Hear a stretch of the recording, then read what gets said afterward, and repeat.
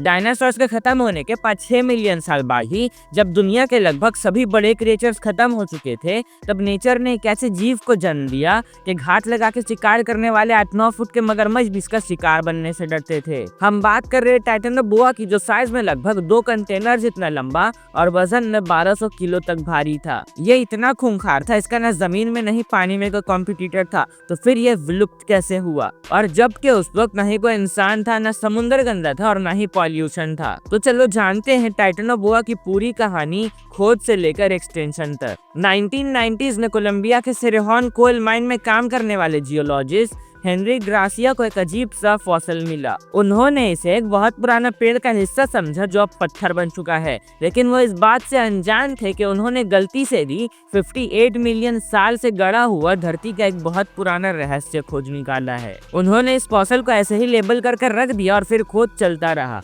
फिर 2002 में फैबियानी नाम के एक स्टूडेंट को उसी खदान में पत्थरों पे बने हुए कुछ पत्तों के निशान मिले। जब उन्होंने ये सैंपल कार्लोस और जोनाथन को दिखाया, जिसमें कार्लोस पैलियोबोटनिस्ट है जो पुराने प्लांट्स, जंगल, फॉसिल प्लांट, एशियन क्लाइमेट्स के एक्सपर्ट थे, फॉसिल, रेप्टाइल और पुराने जीवों की हड्डियों को एनालाइज करने में एक्सपर्ट थे। जब उस पत्थर पे पत्तों का बना हुआ निशान देखा तो समझ में आया कि ये जगह दुनिया के पहले ट्रॉपिकल रेन फॉरेस्ट का हिस्सा हो सकती है। फिर 2003 के रिसर्च के दौरान स्कॉट विंग, जो एक पैलियोबोटनिस्ट थे, उन्होंने 1990s में मिले हुए हेनरी ग्रासिया के उस पेड़ के शाखे को दोबारा देखा। वो पहचान गए कि ये कोई पेड़ का हिस्सा नहीं बल्कि एक ऐसे जीव का हड्डी है जिसमें बैकबोन होता है। और 2004 तक रिसर्चर्स ने वहां से 186 फॉसिल जमा कर लिए थे, लेकिन इन हड्डियों का साइज इतना बड़ा था कि साइंटिस्ट ने शुरुआत में से क्रोकोडाइल का हड्डी समझा। ये फॉसिल फ्लोरिडा म्यूजियम ले गए, जहां वो कई सालों तक क्रॉक्स फॉसिल के रूप में रखे रहे। फिर 2007 में एलेक्स हेस्टिंग नाम के एक स्टूडेंट ने इन हड्डियों को दोबारा एनालाइज किया। उन्होंने देखा कि कुछ फॉसिल मगरमच्छ की नहीं है, और जब उन्होंने ये सारे फॉसिल सांपों के एक्सपर्ट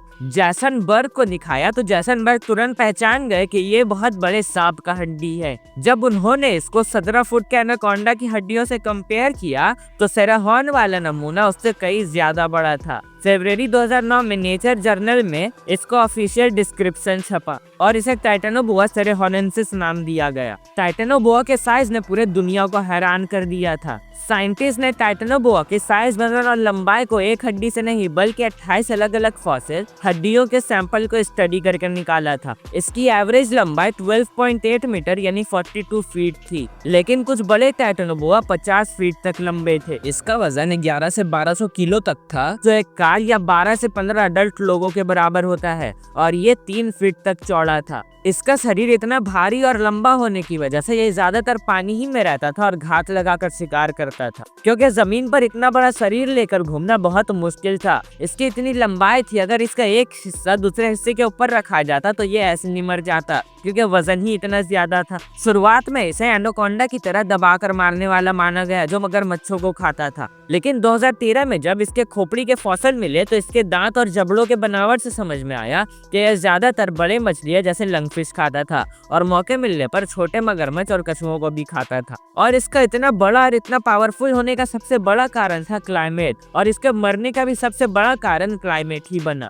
सांप कोल्ड ब्लडेड होते हैं, इसलिए इन्हें बढ़ने के लिए बाहर की गर्म मौसम चाहिए होती है। और साइंटिस्ट ने हिसाब लगाया कि टाइटेनोबोआ को इतना बड़ा होने के लिए उस वक्त का सालाना टेम्परेचर 30 से 35 डिग्री टेम्परेचर होना चाहिए था। ये कोलंबिया के दलदली भरे जंगल में रहते थे, जो आज के अमेज़न से कई ज्यादा गर्म और नमी भरा था। लेकिन धीरे धीरे दलदली जंगल खत्म होने लगे और घास का मैदान बनने लगा, जहाँ इसका रहना और शिकार करना मुश्किल बन गया। और इसके विलुप्त होने का दूसरा सबसे बड़ा कारण है धरती का टेम्परेचर धीरे धीरे कम होना। इतने विशाल सांप के लिए धरती के ठंडे मौसम में रहना बहुत मुश्किल था, जिसमें से एक कारण था मेटाबॉलिज्म का धीमा हो जाना। यानी अगर बाहर के ठंडे मौसम में ये कुछ खा लेता था तो इसे डाइजेस्ट करने में बहुत प्रॉब्लम होता था, यानी खाना डाइजेस्ट होने में बहुत वक्त लगता था। और अगर खाना डाइजेस्ट सही से नहीं होता तो इतने बड़े शरीर को चलाने के लिए जितना ताकत चाहिए होता उतना नहीं मिलता था। मतलब जिस चीज के लिए इसका इतना नाम है वही इसके मौत का कारण बना। अब अगर तुम्हें वीडियो समझ आया हो तो लाइक करो, शेयर करो, चैनल को सब्सक्राइब कर दो।